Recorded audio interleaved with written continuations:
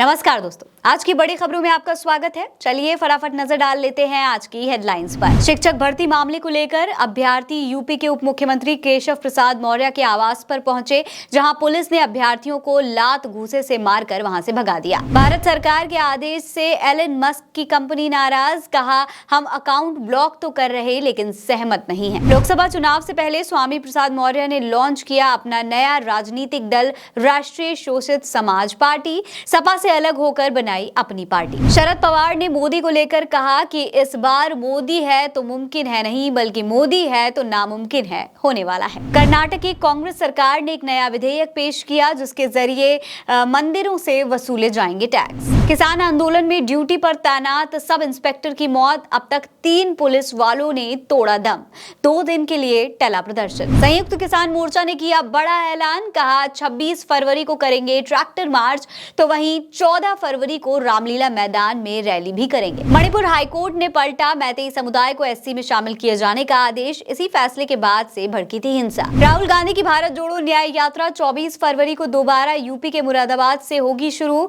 जिसमें 25 को अखिलेश यादव भी होंगे शामिल। दोस्तों, तो इन तमाम बड़ी खबरों को विस्तार से समझ लेते हैं। नरेंद्र मोदी सरकार के सबसे बड़े आलोचक और पुलवामा के रहस्यों पर पर्दा उठाने वाले जम्मू कश्मीर के पूर्व राज्यपाल सत्यपाल मलिक के घर दफ्तर पर सीबीआई का छापा पड़ा है। दोस्तों, पिछले कुछ सालों से ये ट्रेंड बन गया है कि जो ज्यादा बोलता है उसके यहाँ या तो ईडी का छापा पड़ता है या फिर सीबीआई का या किसी दूसरी एजेंसी का। सत्यपाल मलिक पिछले कुछ दिनों से काफी मुखर होकर बोल रहे थे और आज उनके दिल्ली वाले फ्लैट, घर, गांव, दफ्तर और यहाँ तक कि ड्राइवर और सहायक के घर के साथ साथ कुल 30 ठिकानों पर छापा पड़ा है।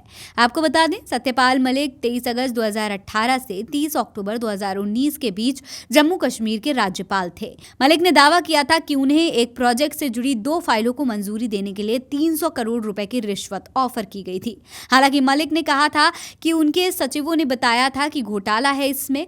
इसके बाद उन्होंने दोनों डील्स रद्द कर दी थी, जिसके बाद सत्यपाल मलिक ने सरकार को लेकर अब तक कई खुलासे किए हैं, जैसे ये कि सेना ने हेलीकॉप्टर मांगे, मोदी सरकार ने नहीं दिए। नतीजा ये हुआ कि पुलवामा में 40 जवानों की शहादत हुई, लेकिन सरकार ने शहीदों के नाम पर वोट मांगे। उन्होंने वॉशिंग मशीन का पुर्जा बनने से भी इनकार कर दिया। उन्होंने किसान आंदोलन का भी खुलकर समर्थन किया और सरकार पर उत्पीड़न का आरोप भी लगाया। ऐसे में अब मलिक को खुलासा करने का नतीजा भुगतना पड़ रहा है। उन्होंने खुद ट्वीट करके बताया है कि वो 3-4 दिन से बीमार हैं और हॉस्पिटल में भर्ती हैं, जिसके बावजूद उनके मकान पर तानाशाह सरकार एजेंसियों से छापे मरवा रही है।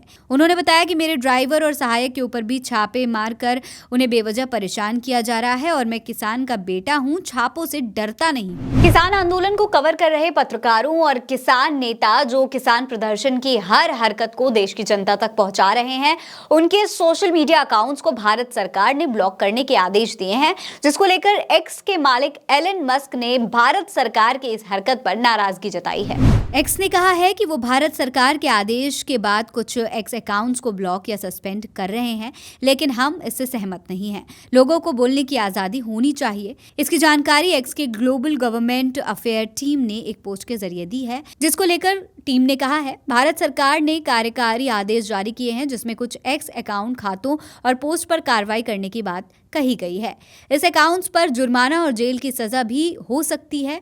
आदेश के अनुपालन में हम इन खातों और पोस्ट को केवल भारत में ही रोक देंगे। हालांकि हम इन कार्रवाइयों से असहमत हैं और मानते हैं कि अभिव्यक्ति की स्वतंत्रता इन पदों तक विस्तारित होनी चाहिए। हमने अपनी नीतियों के अनुसार प्रभावित उपयोगकर्ताओं को इस कार्रवाई की सूचना भी प्रदान की है। कानूनी प्रतिबंधों के कारण हम कार्रवाई आदेशों को प्रकाशित करने में असमर्थ हैं, लेकिन हमारा मानना है कि पारदर्शिता के लिए उन्हें सार्वजनिक करना आवश्यक है। लोकसभा चुनाव में बीजेपी को सत्ता से बाहर करने के लिए यूपी में सपा और कांग्रेस के बीच सीट शेयरिंग तय कर बीजेपी के खिलाफ बगावत का बिगुल तो फूंक दिया गया है और अब इसी कड़ी में दिल्ली में आम आदमी पार्टी और कांग्रेस के बीच भी सीट शेयरिंग की बात तय हो गई है। आम आदमी पार्टी के सूत्रों के मुताबिक आप दक्षिणी दिल्ली, उत्तर पश्चिमी दिल्ली, नई दिल्ली और पश्चिमी दिल्ली की सीट पर चुनाव लड़ सकती है, तो वहीं बाकी बची हुई 3 सीटें उत्तर पूर्वी चांदनी चौक और पूर्वी दिल्ली कांग्रेस को दी जा सकती है। इसके अलावा 2 अन्य राज्यों में भी आप और कांग्रेस के बीच सीट बंटवारा फाइनल हो सकता है, जिसकी आधिकारिक घोषणा जल्द होने की संभावना। वहीं सूत्रों की माने तो कांग्रेस और आम आदमी पार्टी के बीच दिल्ली, गुजरात, असम और हरियाणा में भी सीटों पर बात लगभग फाइनल हो गई है, जिसके तहत दिल्ली में आम आदमी पार्टी 4 तो कांग्रेस 3 सीटों पर चुनाव लड़ेगी। वहीं गुजरात में कांग्रेस 2 सीट आम आदमी को देगी, तो हरियाणा और असम में एक एक सीट पर मिलकर चुनाव लड़ेगी। लोकसभा चुनाव से पहले कांग्रेस और समाजवादी पार्टी के बीच गठबंधन तय होने के बाद अब दोनों दलों के बीच नजदीकियां बढ़ती जा रही हैं।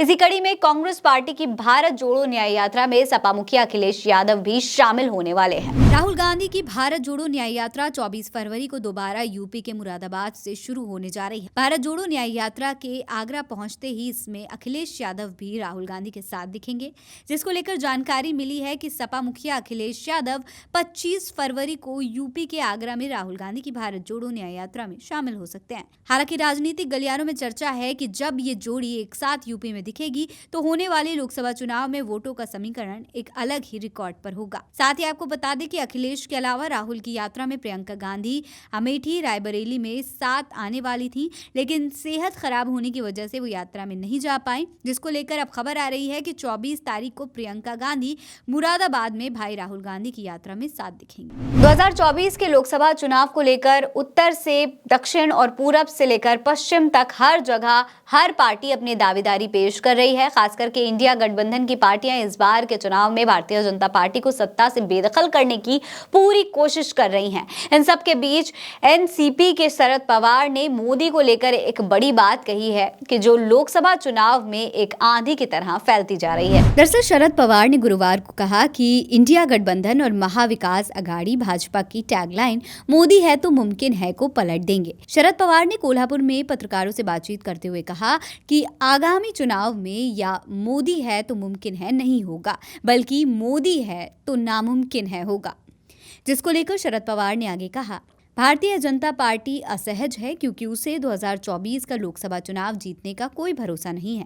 भाजपा में आगामी चुनाव जीतने के प्रति आत्मविश्वास की कमी इस बात से भी देखी जा सकती है कि वो पार्टियों को तोड़ने और बड़े नेताओं को अपने खेमे में लाने की पूरी कोशिश कर रही है। कुछ सर्वे में पता चला है कि भाजपा को वो सीटें नहीं मिलेंगी जिस पर उनकी नजर है। शरद पवार ने यहाँ तक कह डाला है कि महाराष्ट्र में एक सर्वे कहता है कि भाजपा को 50% सीटें भी नहीं मिलेंगी, जिसके बाद से बीजेपी के खेमे में बेचैनी बढ़ गई है। सपा से अलग होने के बाद स्वामी प्रसाद मौर्य ने बड़ी घोषणा की है। उन्होंने आज दिल्ली में अपनी नई पार्टी राष्ट्रीय शोषित समाज पार्टी को लॉन्च कर दिया है। साथ ही उन्होंने अपने आगे के चुनावी सफर के बारे में बहुत कुछ बताया है। समाजवादी पार्टी से अलग होने के बाद स्वामी प्रसाद मौर्य ने अपनी पार्टी राष्ट्रीय शोषित समाज पार्टी का ऐलान कर दिया है। इसी बीच स्वामी प्रसाद मौर्य ने लोकसभा चुनाव से पहले बने इंडिया गठबंधन का हिस्सा होने की बात भी कही है। स्वामी प्रसाद मौर्य ने खुद के अकेले चुनाव लड़ने के सवाल का जवाब टाल दिया है। साथ ही उन्होंने कहा है कि इस सिलसिले में जल्द ऐलान करेंगे। सपा की प्राथमिक सदस्यता और एमएलसी पद से इस्तीफा देने के बाद स्वामी प्रसाद मौर्य के राजनीतिक पारी की अटकलें लगाई जा रही थी, पर अब स्वामी प्रसाद मौर्य ने इंडिया गठबंधन के साथ जाने की बात कही है। और भाजपा से अगर कोई मेरे घर का सदस्य भी लड़ता है तो उसको भी पराजय का मुंह देखना पड़ेगा। एक ही लक्ष्य है, बीजेपी हटाओ देश बचाओ। हम कोई ऐसा काम नहीं करेंगे जिससे कि भारतीय जनता पार्टी को जीवनदान मिले। मणिपुर हाईकोर्ट ने पलटा मैतेई समुदाय को एसटी में शामिल किए जाने का आदेश। इसी फैसले के बाद से भड़की थी हिंसा, जिससे सैकड़ों निर्दोष लोगों की जान चली गई थी। मणिपुर हाईकोर्ट ने मैतेई समुदाय को अनुसूचित जनजाति सूची में शामिल करने के अपने ही आदेश को पलट दिया है। कोर्ट ने उस पूरे पैराग्राफ को हटाने का आदेश दिया है जिसमें मैतेई समुदाय को SC/ST सूची में शामिल करने पर विचार करने का आग्रह किया गया था। हाईकोर्ट का मानना है कि ये पैराग्राफ सुप्रीम कोर्ट की संविधान पीठ के रूप के विपरीत है। आपको बता दें कि मणिपुर हाईकोर्ट की ओर से 27 मार्च 2023 को मैतेई समुदाय के बारे में दिए गए फैसले का राज्य में काफी विरोध हुआ था, जिसके बाद में याचिकाकर्ताओं की ओर से समीक्षा याचिका दायर की गई थी कि अदालत को अपने आदेश के पैराग्राफ 17(3) में संशोधन करना चाहिए। इसी याचिका पर सुनवाई करते हुए हाईकोर्ट के पुराने आदेश को रद्द कर दिया गया, जिसके बाद से लोग सवाल कर रहे हैं कि आखिर इस फैसले में इतनी देरी क्यों हुई। इसी की वजह से निर्दोष लोगों की जान गई और महिलाओं के साथ अत्याचार हुआ। आज की बड़ी खबरों में इतना ही। कल फिर ऐसी ही तमाम खबरों के साथ आपसे फिर मुलाकात होगी। तब तक के लिए अलविदा।